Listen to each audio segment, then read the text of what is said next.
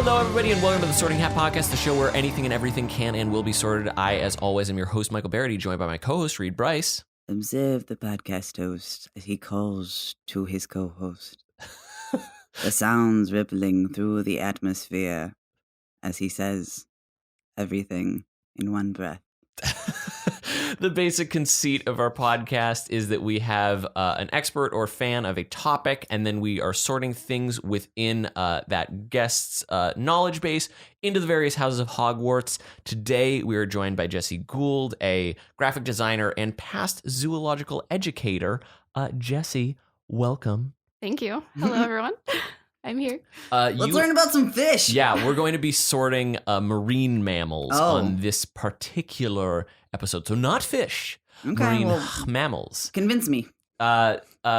Jessy, first and foremost, can you give us a little bit of your background with marine life and mammals in specifics? Sure. So I've done a lot of volunteer and internship work as well as professional work with marine mammals, both in like a rehab setting and in a training type setting. Mm-hmm. I've also done a lot of education work about them, which was really my favorite aspect of the job, which is talking and getting people excited about these animals and then also teaching them about how to protect and conserve them in the end. So I'm going to go ahead and probably ask you the question that you're sick of getting every time that you ever would have a group. Which marine animal is the biggest diva? Who's the Mariah Carey of the sea world? Of SeaWorld, not the park. I mean the oceans. Of the ocean. Yeah. Oh goodness, that's a tough one. Probably the bottlenose dolphin. I'd go with that one, which is one of the animals I do want to talk about today. So. I believe that about her. We're going to get into it. As far as sorting biases go, I am a Ravenclaw, Reed is a Hufflepuff, and Jessy, you are a Gryffindor. Correct. So just keep that in mind when we do start a sorting, which I suppose we can dive into right now. Pardon the pun. Ugh. I liked it. I know. It was good. Only because I am a gentleman will I pardon your pun. Thank you very much. So we're going to be starting with the humpback whale. And the humpback whale is not the largest of whales. That's the blue whale, correct? Yep. But what? Talk on humpbacks. All right. So I really like humpback whales. I just think they're really beautiful creatures. They usually weigh about 65,000 pounds. They're going to be about 45 feet long, right? They're interesting in shape because they have really long pectoral flippers, which are the two front flippers. They take up about a third of their body, so they're about 15 feet long. So wow. Just like think about being next to like a full-grown humpback whale and just being like so small, just next to its little. I already feel so small against other humans. Yeah, so three of me basically are like 2.5 of me is one pectoral flipper. Mm-hmm. That's cool. It is really cool. And I think their coloration is really, really beautiful. Like other whales. One thing that if you've kind of looked at enough marine life, I suppose, you'll notice that the whales end up having critters kind of on their bodies. They'll get barnacles and lice and things like that, where the dolphins don't. So dolphins slough their skin very quickly. About every 2 hours, the entire outer layer of a dolphin's skin will be sloughed off. So they don't have those hitchhikers that kind of hang out on them. They use an apricot scrub, walnut shells. Exfoliate really well. Not good for the skin long term. I wonder if they would make like a seashell scrub. Oh, that'd be so luxurious. Sea salt's really good for the skin. So I'm gonna try to not sidetrack you from getting any actual information out. Well, you know what is actually interesting? So this is sort of related, but not super related. But honey, which is good for our skin, is also really great for a lot of animals they're finding, especially marine animals. More and more in the veterinary field, they're using honey to treat wounds, like in dolphins and sea lions and things like that. And there's actually research studies being done on it. It's really cool. It's like a natural antiseptic, isn't it? Or yeah, it's like an antibacterial. Bacterial can't really live inside of it. Right.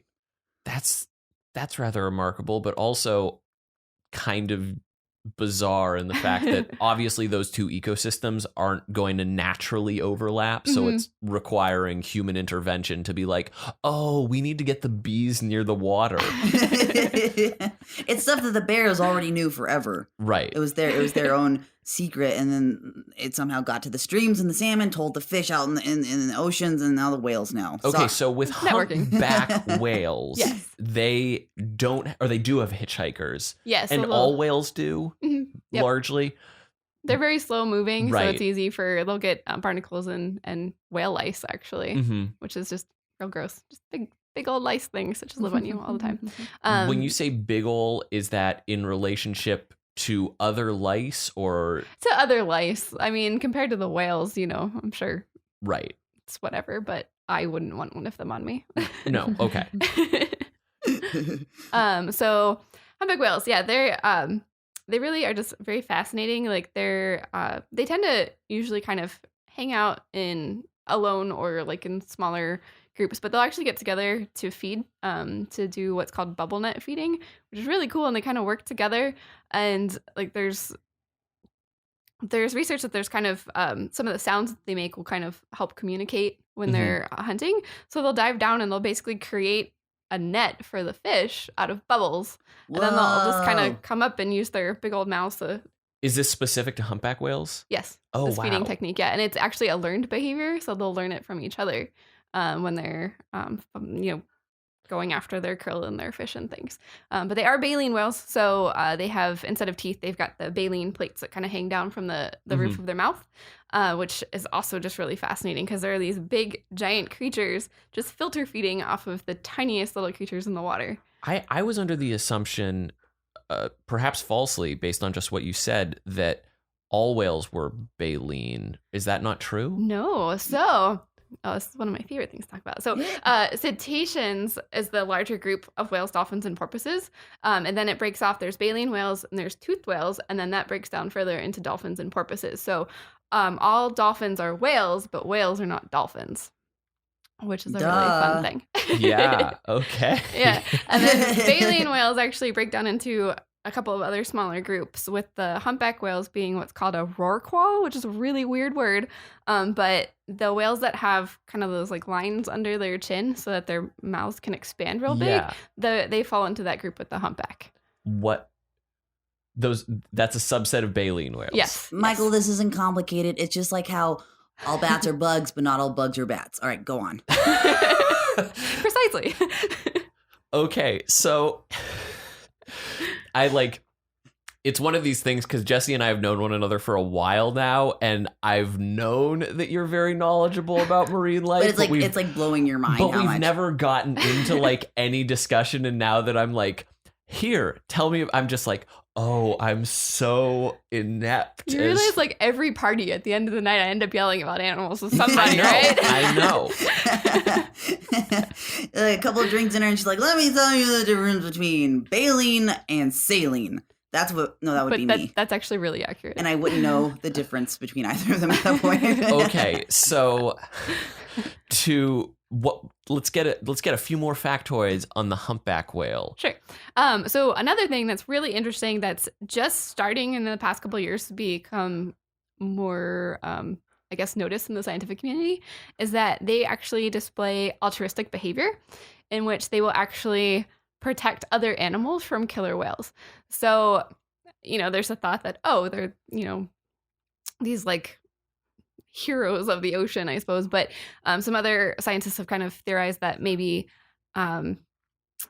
they hear the sounds from the killer whales and it just kind of like triggers a response to kind of go get these animals out of the area since they're unsafe to them, if that makes sense. So scientists don't know why they do this, but it's something that's really fascinating that they've just kind of noticed now more and more, that let's say there's like a gray whale migrating with its calf and the transient killer whales come in.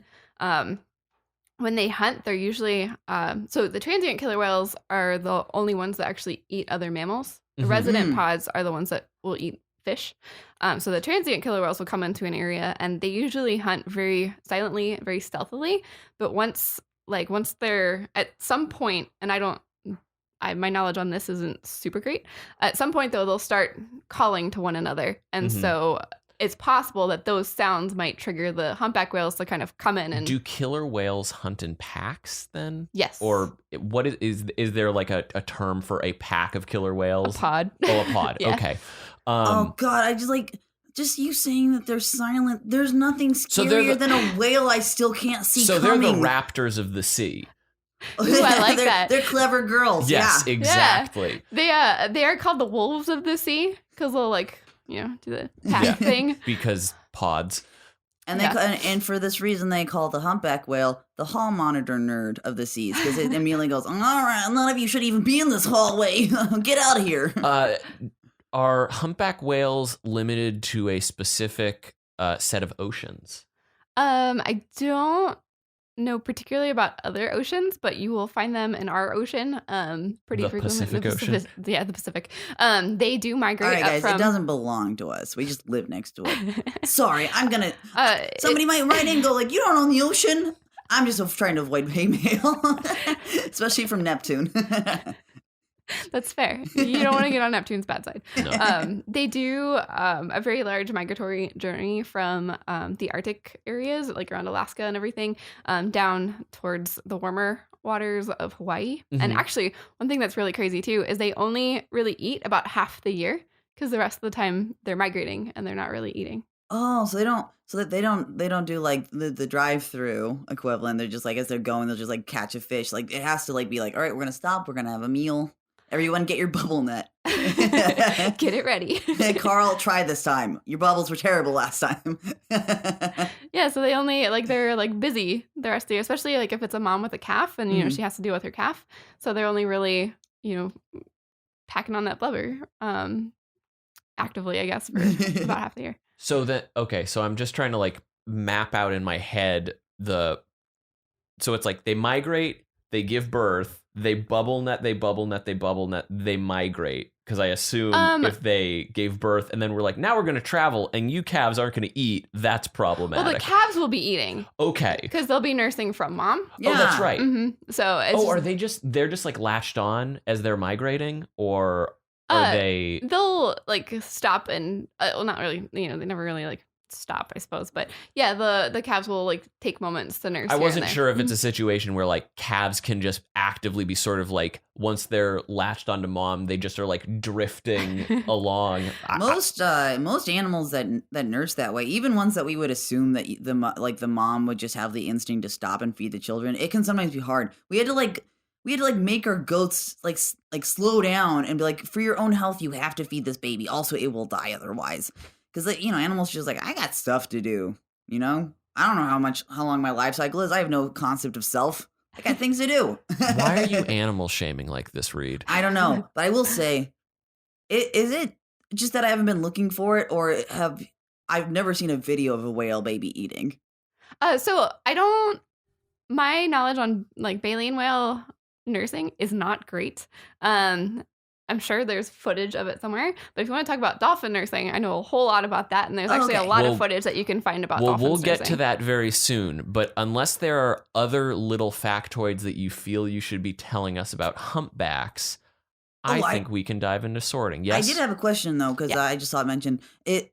I know this one that humpbacks do have like mating song rituals. Is that unique to them, or do a lot of other whale species have like singing that they do to each other? So the humpbacks are like known for their like crazy song things, like they can. I think they've been recorded.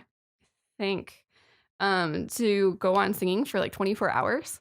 Which is just crazy. And it's only the males that do it. As far as I know, scientists aren't sure why. But they think it might be for mating because it's the males doing this really beautiful song. Like splits up that much. Can female whales make sound? Mm-hmm. Okay. They actually they don't have vocal cords. It's 2018, Michael. Females can do anything. Females have a voice. They have a voice. Even you in the speak oceans. up. Go off, humpback whale, honey.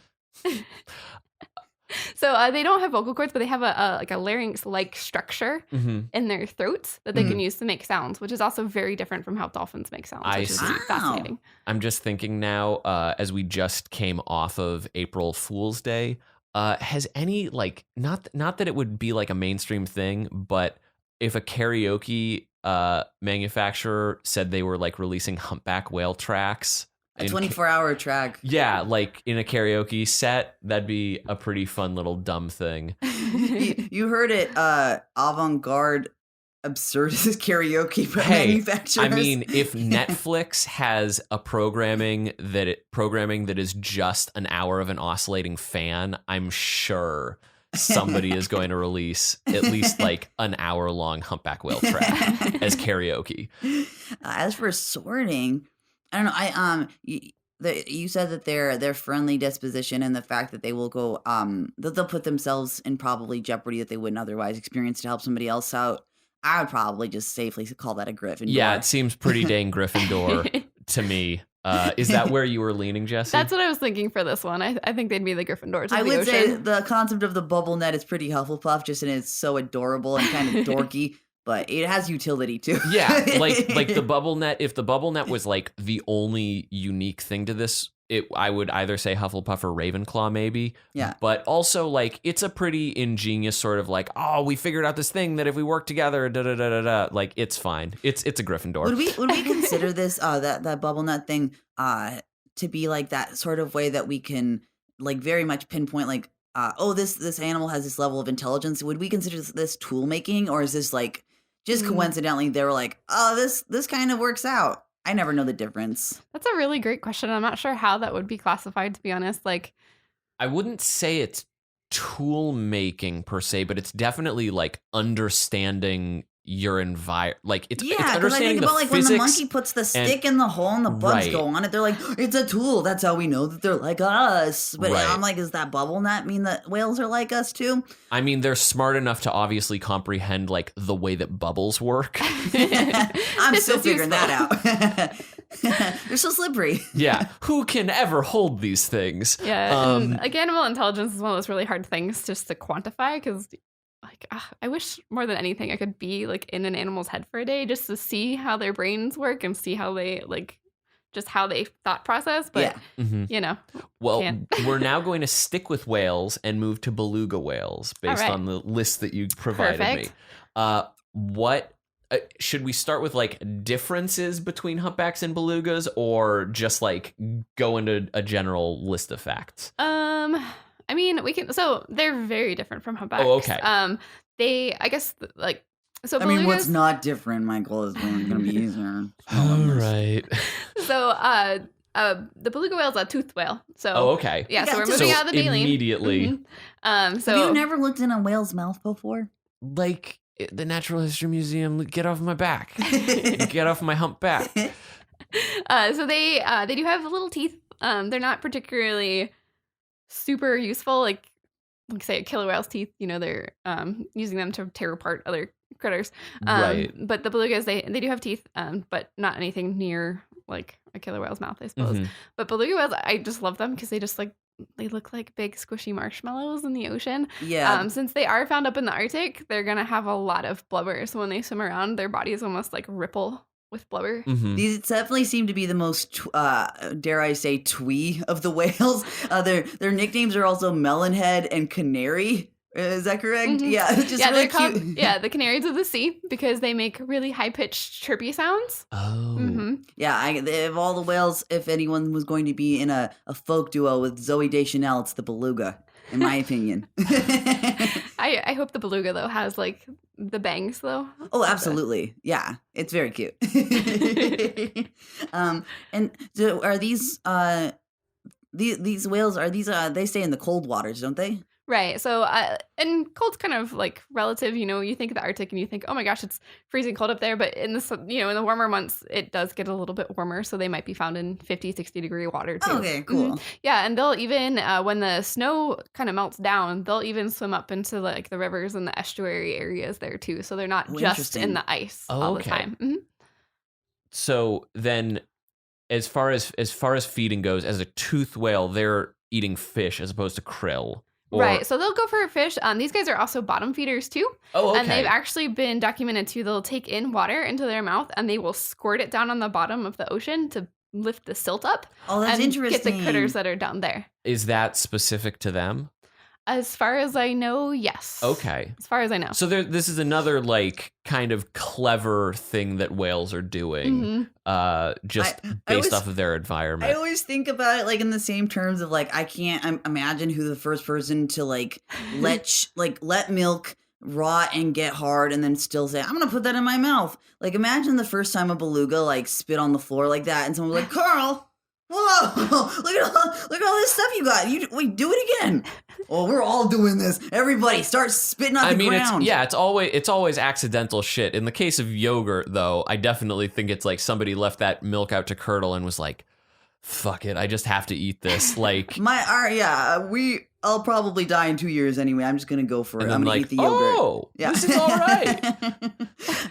And do they have the same sort of? Sorry, you said you did not want to compare humpbacks, but now it's my frame of reference. Oh, let's do it. Let's go. Do they tend to like schedule their eating like humpbacks, or are they just like eating when they can? Like, so most marine creatures are going to be opportunistic feeders. So even like the humpbacks, when they are feeding, it's kind of like at the opportunity to. Yeah. Mhm. So for the belugas, it's just kind of.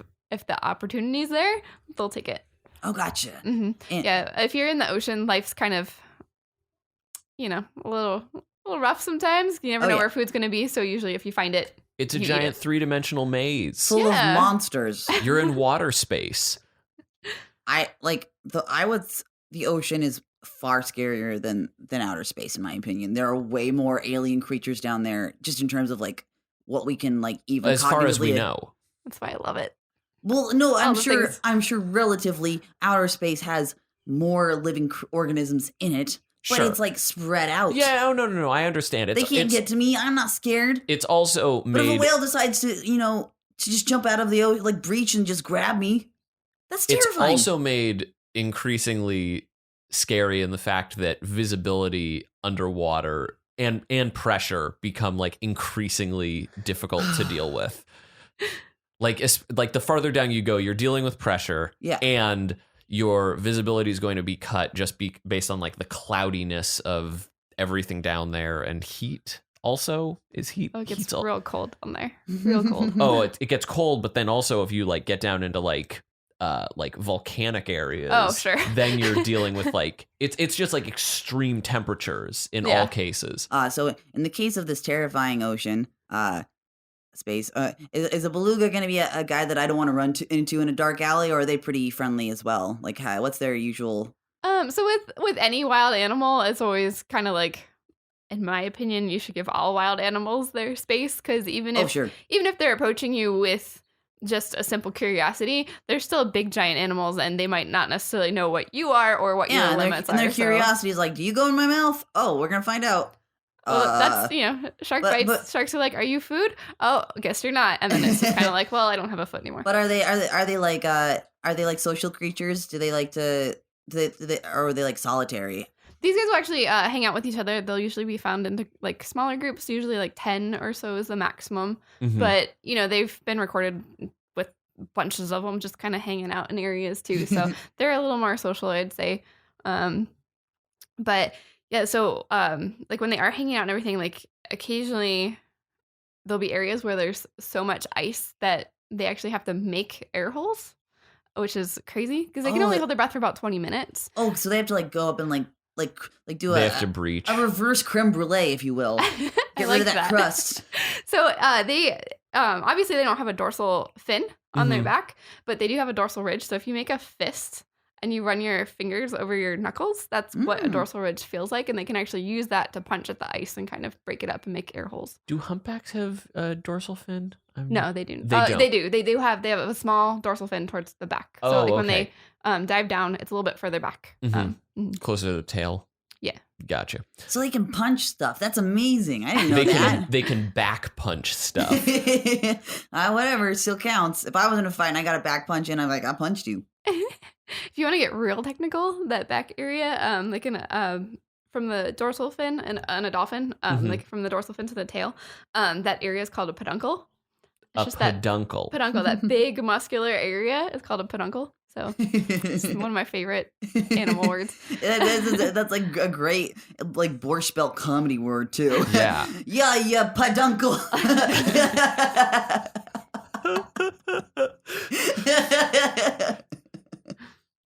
So, all right, they're dealing in Arctic ice, punching up with their backs to make sure that every 20 minutes they can breathe. You know, trying to just basically live, Stay alive.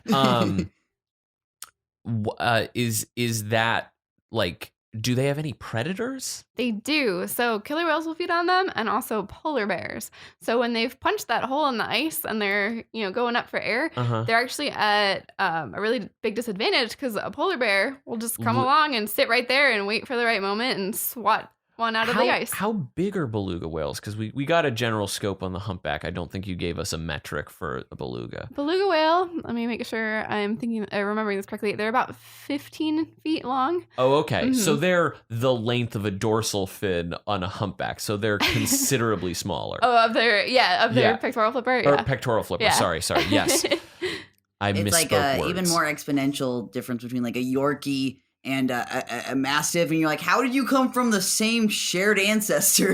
Somehow this was possible. Okay, so, I mean, even then, a 15-foot creature being taken down by a polar bear is pretty wild. Isn't that crazy? But polar bears, to be fair, are terrifying. Like, I imagine if I'm ever in a space where I can suddenly see a polar bear, that means that's too late for me. Yeah. Do polar bears hunt in packs? I know now I'm asking outside of like what we brought you on for. Tell us about the sea fair. mammal, the polar bear. So the polar bear is actually classified as a marine mammal, which is really cool. They swim, right? Yeah, they spend enough time in the water that they get to be classified as a marine mammal. I don't know a whole lot about the polar bear in particular, but generally they're kind of more off on their own doing their thing. So for a single polar bear to fell a beluga is like, I mean, I don't want to be to fell a beluga. I don't want to like be passing judgment on all bears because we'll definitely have an episode on bears, I'm sure. But right now, I'm thinking that the polar bear is the kingpin of bears. Like grizzlies, obviously notable bears, but that's some impressive nonsense that a polar bear, especially also considering that their habitats are slowly withering away. We're not gonna talk about that because I don't want to cry. Okay.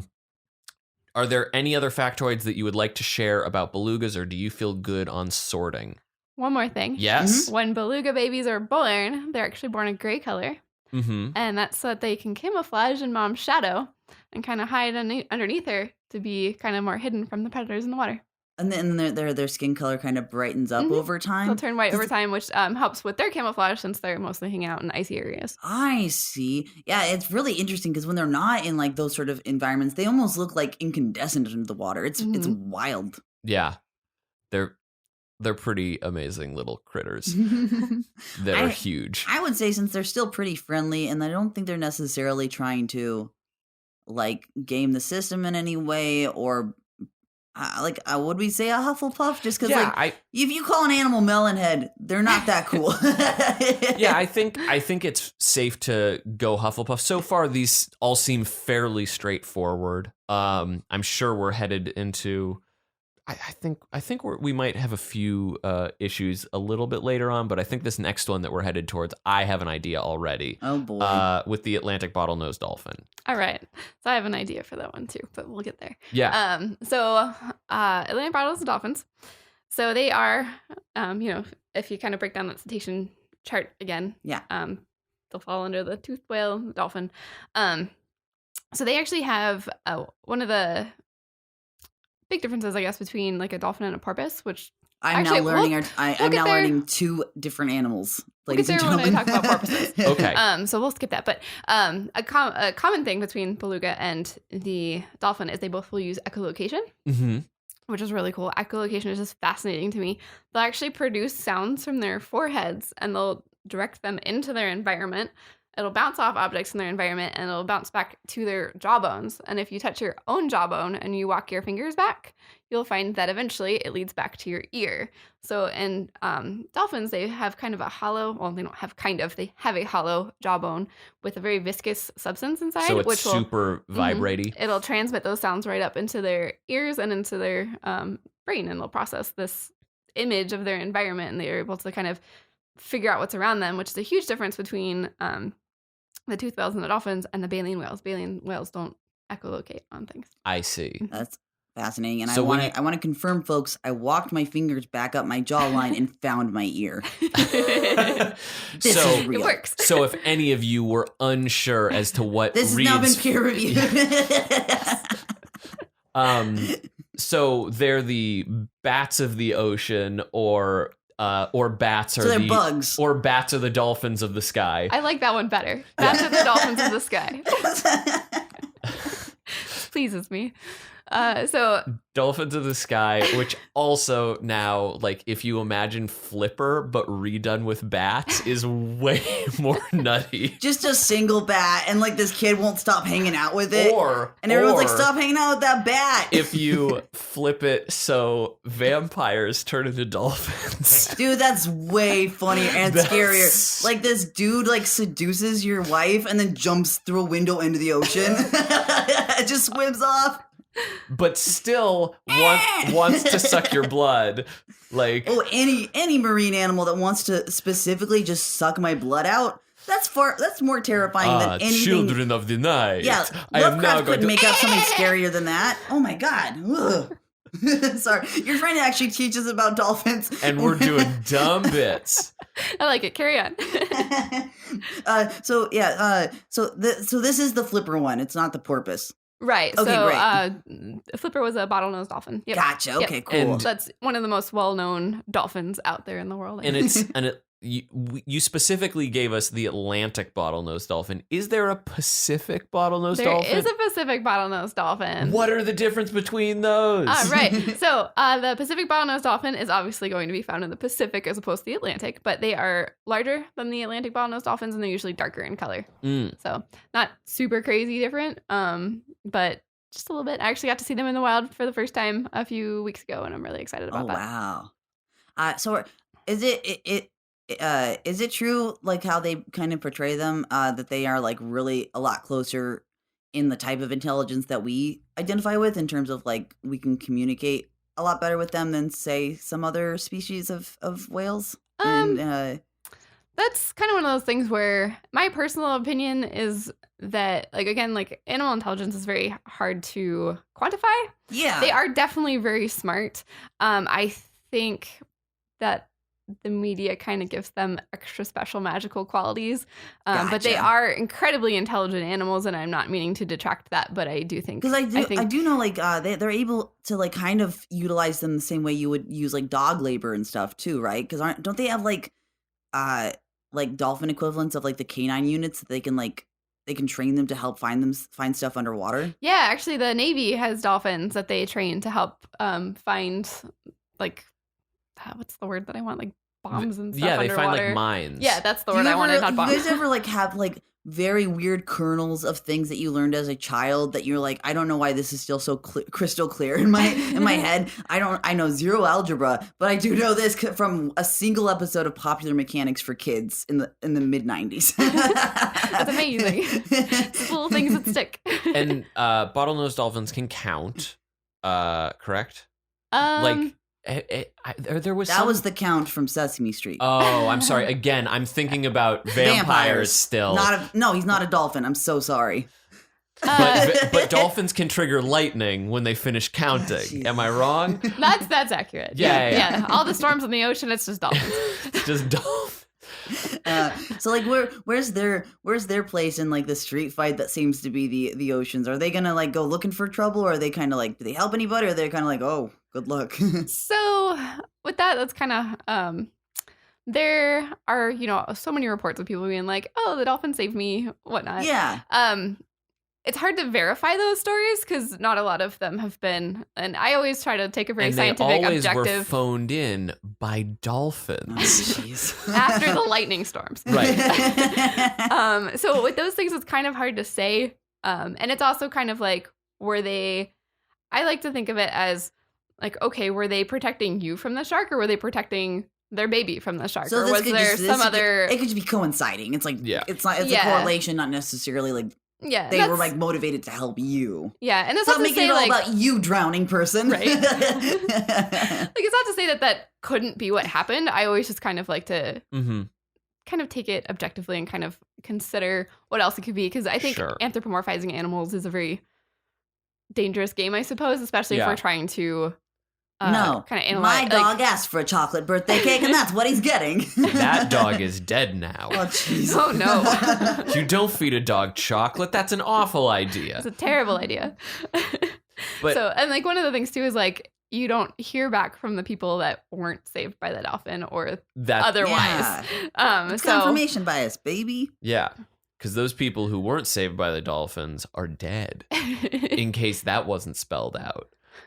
Womp womp. So as far as like, there are a lot of scientific studies going on with dolphins about like communication, right? So like, I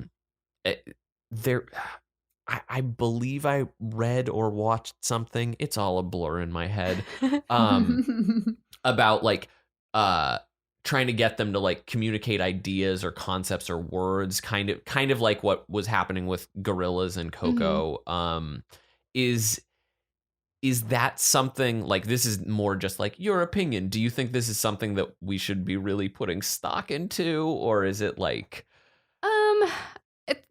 because like the learning, like to me, like what is the lifespan of a dolphin? That's an important thing. Interesting. So it actually does differ under human care and out in the wild. They usually tend to live longer under human care. So in the wild, I believe the average last time I looked was around 15 for males and early 20s for females. Not solid on those numbers, but around there. Under human care, there have been males that have lived up into their 30s and 40s, and females up into their 50s and 60s. Okay, so as far as communication studies go, because like if it were like, oh, dolphins only live for 5 years, you're like, well, if they don't take to this communication stuff, like you're SOL right now. Like, but they can live so long that a dolphin can conceivably have a midlife crisis. Like, especially if they're in captivity, like, I always said I was going to jump through that hoop. I'm 20. What am I doing? Do I just start now? Might be too late. Look at that young dolphin. I'm going to do it. Today's the day. Seize it. Is there anything else that we probably need to know about dolphins? Specifically Atlantic bottlenose dolphins. Thank you.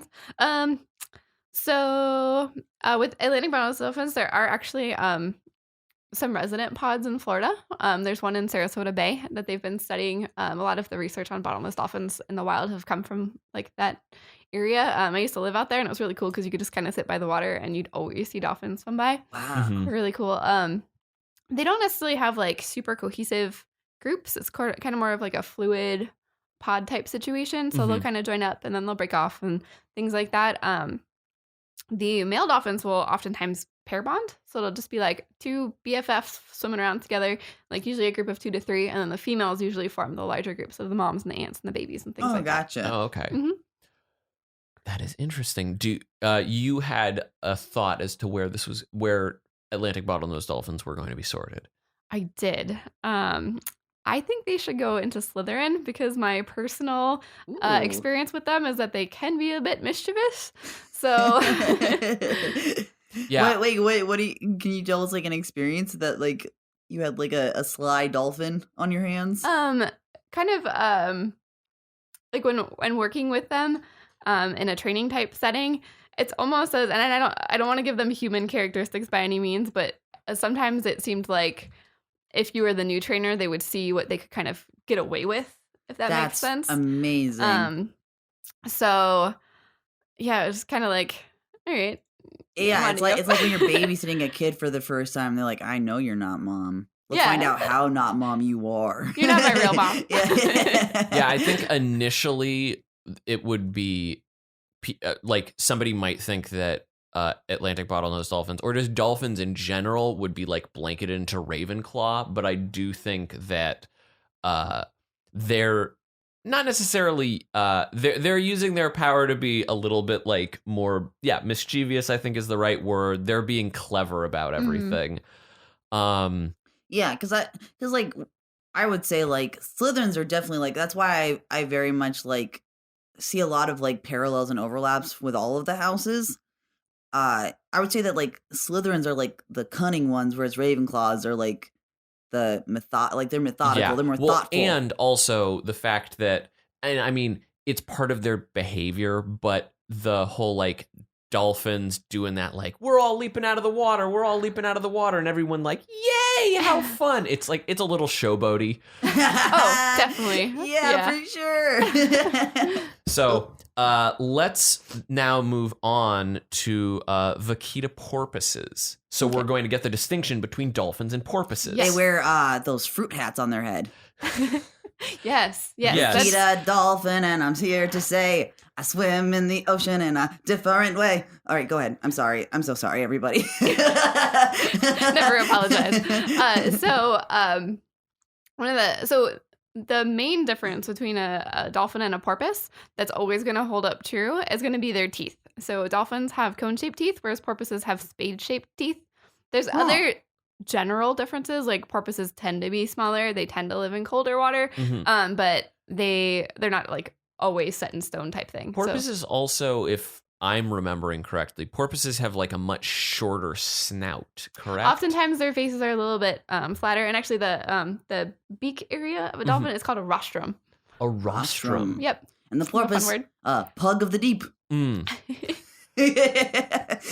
Which I say, I have no idea if anybody else has ever said that. Oh gosh, I forgot one of my favorite dolphin facts. Oh yeah, let's go back. Hit us with it. For a good dolphin fact, we'll go back. Yeah. Okay, so they are marine mammals, right? So one of the criteria to be a mammal is that you have to have hair at least some point of your life. Right. With dolphins, like with Atlantic bottlenose dolphins, if you look at their rostrum, you'll see that there's teeny tiny little pinholes around their rostrum, and that's where their hair was when they were born. So they have these little tiny wispy mustaches when they're born, and it falls out a couple days after their birth. And I waited 30 years to get a wispy little mustache. You too can become a dolphin, Reed. I hope so. How many years of HRT until I get a dorsal fin? Back to porpoises. Back to porpoises. So yeah, every whale at some point has a little bit of hair somewhere on them. Yeah, so with the bigger whales, the baleen whales, they'll just tend to have little hairs on their bodies. But with like the tooth whales, they tend to just kind of have little ones that fall off. Gotcha. Yeah. So for porpoises, what else do we need to know about them? So another distinction is the shape of their dorsal fins. Porpoises tend to have a little bit more of a triangular dorsal fin shape. Whereas the dolphins can have that. Of what nature is it? Isosceles, obtuse, right angle? I think that's a little personal. Oh, okay. Vaquita is Spanish and it means little cow. Is there a reason why that they're called like little cow? Is it because they have cattle-like qualities? Actually, I have no idea. Oh, interesting. And I know, or maybe it's just because they have like the snout sort of face. It could be. Who knows? Nobody knows. Who knows why anything somebody is knows. what it is? If you know why that's their name, let us know. Hit us up on Twitter. What if I'm just wrong? What if I'm like, I just like said like, and neither of you know the Spanish word, so I'm just like, I'm a pathological liar is what I'm getting at. Yeah. Carry on. So the what distinctions? Because we've also touched on distinctions between dolphins and porpoises in general. What sets these porpoises apart from other porpoises? They are actually the most endangered marine cetacean currently in existence. It's real bad. Yeah, there's last month their count was about 12. You can only find them in one place in the entire world. Wait. There are 12. Yeah. Which is really sad because this is my conservation message that I'm bringing. Last fall there were about 30, and now they estimate them to be about 12. What happened in the year's time that... So these are really small animals. They usually measure about 4 to 5 feet. They weigh about 100 pounds. Very, very small animals. In the Gulf of California, there's a lot of demand for, I don't remember the type of fish, but there's a type of fish that the fishermen will use gill nets for. Oh. And so these little porpoises are getting caught in the gill nets. And there was actually a really valiant effort recently to go in and try to collect the animals and try to like help. Like we're going to panda bear the situation. Yeah, we're going to stabilize their population, and then when it's safer to put them back, we will. Yeah. And it unfortunately did not go so well. With smaller animals, they tend to be they're more prey species, so they like things are going to be a lot more stressful for They're them. skittish. Yeah, so it just didn't go over so well. So right now, if actually the organization's called Vaquita CPR, and they're still trying to come up with something. They pulled in all these scientists and researchers and stuff to try to help these animals, and they're still trying to pass laws to help continue their species. But yeah, let's hype up these little guys and get everyone excited about it. Let's get some more porpoise facts. These vaquitas. They're super adorable. They're super cool. Unfortunately, we don't know a whole lot about them because they are so small and so rare, and so kind of we can't do a whole lot of research on them. But that's my conservation message, is that we should protect the vaquita, but also all of the ocean, because there's so many cool animals in there that need our protection. And you can find out more on vaquita if you just go to vaquitacpr.org. Mm-hmm. There's a lot of information there, just as like a website plug to be providing. I'm not sure if the website takes donations or anything like that. They do. Mm-hmm. Well then, if you've got a few shekels to kick in, I'm sure that's a conservation issue that is worthwhile and helpful, because like a dozen of these exist. Yep. A dozen. That's some like I definitely was more conscientious of like the endangered species list prior to college, and I don't think I've ever read a situation where it was like less than like 20 or something. Maybe there's like a set of tigers, I think now, that's like 7. But it's getting real sad out there, guys. Take care of your earth. Besides the very like preventable ways, like isn't it also like that they're not as social as say some of the other whales and sea mammals that we're talking about? Because I was reading like very curiously, like they usually like just hang out by themselves or like with their baby or whatever. They're kind of solo off on their own, doing their own thing. So like that also makes it that even when they do come together like for mating season and stuff, it's probably like when I would go on a Tinder date and I'd walk up and go, oh God, just let the fishermen get me. So what are you thinking as far as sorting goes? Are these little guys? Maybe. Because they strike me as, I mean, their situation definitely casts them as underdogs, and their isolationist tendencies also make them unique. So I think that might rule out Gryffindor and Slytherin. Yeah, I was kind of bouncing between Ravenclaw and Hufflepuff. I don't know. I think it's like a loner Hufflepuff. Mm-hmm. Like they're not harming anybody, and they get stuffed, they get metaphorically stuffed in the locker over and over again by us bungling idiot humans. We're the jocks. We're the jocks in this movie, in this like this Revenge of the Nerds movie. And one day the vaquitas are gonna like figure out, the battle of the band situation, and they're gonna kick our ass. I hope we get that battle of the band we're gonna situation. get wedged by vaquitas. Hopefully, once they are like, oh wait, we should just all stick together. I'm writing this all in my head. So it all makes sense to me. In this narrative, though, there's 1 or 2 jocks who realize that the vaquitas are actually pretty dang cool and help them fuck. Yeah, that's that organization that you guys were talking about, the CPR. Yeah, and then those are the cool jocks. Yeah, but the cool jocks show them how to get their groove on. Listen, and only one vaquita shows their boobs so they can get a PG-13. Right. Yeah. Shall we shift on to slightly more happy and doofy? Yes. Yeah, doofy always. Because I think when people do think of like aquatic mammals, manatees always show up on that list. So let's close out with manatees. The cows of the sea. Yes. Oh. So the West Indian manatee is the one that you will find in Florida, which is probably the one that most people think of. They are really this.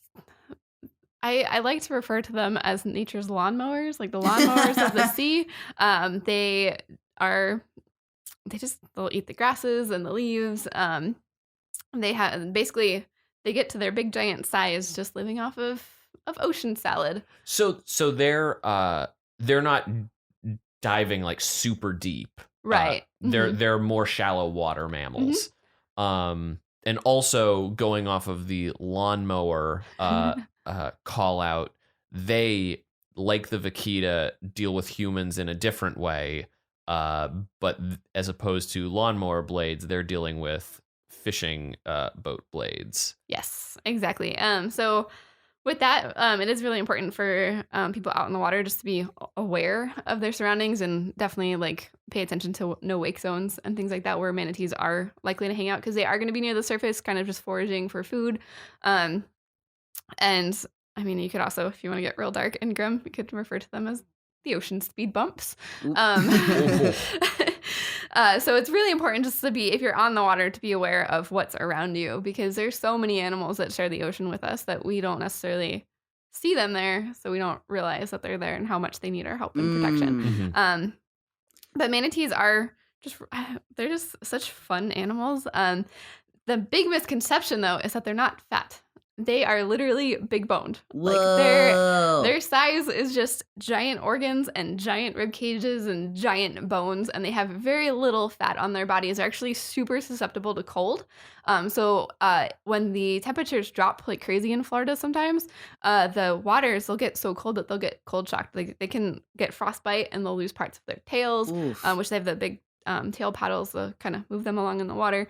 And there's a lot of really great rescue organizations there that actually take in the animals and help rehabilitate them and do all that good stuff and get them back out into the wild. But do manatees travel in packs, or are they more like isolated individuals? They're not necessarily one or the other, if that makes sense. Okay. They tend to kind of hang out in areas where there's other manatees around, but they're not necessarily like with each other. Right. They don't bond like dolphins, and they don't have like pods or anything like that. Right. They will do a crazy a mating herd, which is really weird. Oh. It's actually the first time I ever saw one, I was like, what on earth is happening? And I realized like it's just a bunch of manatees just trying to do things with each other, and it's just this big like the water was just like so you watched an aquatic orgy. Yeah, basically a manatee orgy. So it was weird. It's shallow frothing water and manatees just like trying to get all up on. Listen, we're not here to kink shame anybody. Whether they are not on land or at sea. I mean, they do their thing. Speaking of attraction and manatees, I think my single favorite thing about manatees is not even about them. It's about the fact that we're pretty sure this is how the mermaid myth began. Is people were like sailors were mistaking manatees for half women, half fish, and were attracted to them. That is the lore. That's when you know you've been at sea too long. Y'all got scurvy. You need to get to a shore. Eat an because orange. The manatee looks Eat an onion. too good. Like who? That's one of those situations like in Looney Tunes where the person looks at another person and they turn into a ham. But in this situation, somebody looks at a manatee and is like, yeah. Yeah, that looks pretty good to me.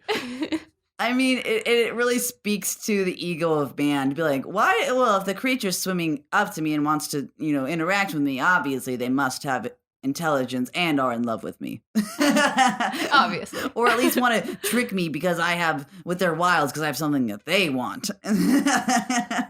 Any other fun little facts? Yes. So a manatee, when it nurses its baby, their nipples are actually in their armpits. What? Yeah. That rules. They have armpit nipples? Yep. I think I understand how the natural world works. Armpit nipple. Yep. It's crazy. I forgot to talk about another thing I forgot to talk about with dolphins. One thing that's really cool with baby dolphins, if you look at their tongues, when they're little, they have little fringes along their tongues. What? And it's so that they can actually make like a straw jacket? with their tongue when they're nursing underwater to keep the salt water out. Isn't that crazy? Whoa. That's some nuttiness. Yeah. When you said wait, we need a sword manatee, and then I do have a question. Wait, Well, yeah. we're sorting manatees and then you're asking a question? Not about manatees. Oh, Just okay. backtracking. Yeah, just don't let me forget. Gotcha. Okay, let's as far as Hufflepuff, right? I mean, yeah. All right, It's what's your question? They're the big moose in Riverdale because they have but they're nice. Okay, so I love that you're like, we need to sort this thing like it was going to be a long debate. Let's start the process. And then you're like, but it's a Hufflepuff. So what's your question? I'm not good at this. How many episodes have we done? So, okay, obviously, you all of these aquatic animals are mostly like seawater. Do you consider like what would be the equivalent for animals that spend most of their time in the water, but they are it's freshwater, like a hippopotamus is a mammal, right? Yes. Okay, great. Or a beaver. I don't know. Good. Listen, I'm really dumb. It could be a bird that just doesn't have wings for all I know. If a hippopotamus were classified as a bird, my mind would just like collapse in on itself. I just mean like mine's Secretly got little wings mine's back constantly on the fringe of just collapsing in on It itself. would It's a be paper mache. like if ever you see a souffle that deflates, that would be my brain. Yeah. That like So like so like, are they kind of like equivalent to that? Or is it because that they can get out and like run around that they wouldn't be considered like a water animal? So I mean, you could say like an aquatic mammal. It's just like I believe it's if the animal spends at least 75% of its life in the ocean, it's classified as a marine mammal. I see. So if you were to get pruny, then you're probably not one. I know I'm not one because my finger's always pruned up in the bathtub. it is very true. He checks every time I take a bath. Yeah, you call, you're like, hey, I need you to verify this. He's like, you get out of there, scamp. You guys are such good friends. We are. And on that note, I would like to thank you, Jessy, for joining us and thanks for having sharing me. all these interesting facts about Yeah, marine this has been a mammals. blast, man. If people want to be getting more information, specifically like following you, where might they do that on the interwebs? So my Instagram's pretty active-ish, but I'm trying to get my Twitter going some more, so come follow me on Twitter too. Both of it's the Jessy Monster. Jessy is spelled Jessy. So find me there at that handle. Great. Excellent. And we're also going to include a few links around just some of the organizations that have been mentioned in the description, and also more that we'll talk about off mic. Right on. If you would like to be following me on Twitter, you can follow me at Belated Media. If you want to be following Reed, they are at That Dang Dingus. You, of course, can follow the Sorting Hat _pod for daily Twitter polls and just basic postings and interactions with you lovely folks. Yeah, come goof around with us. Tell us what you'd like to hear be sorted if you have any topics, and we'll try to find a guest for it too. Yes. Also, as of this recording, while we don't normally do topical posts, we are going to be at Playlist Live at the end of April in Orlando. So if any of you are in the Orlando area or going to Playlist Live, come say hello to us. Oh, we'd love it so much because otherwise I'm just going to be wandering around trying to pet a gator. Aquatic mammal? Or no, wait, that's a reptile. Bye. Bye. Gosh, I'm so stupid. Don't pet gators.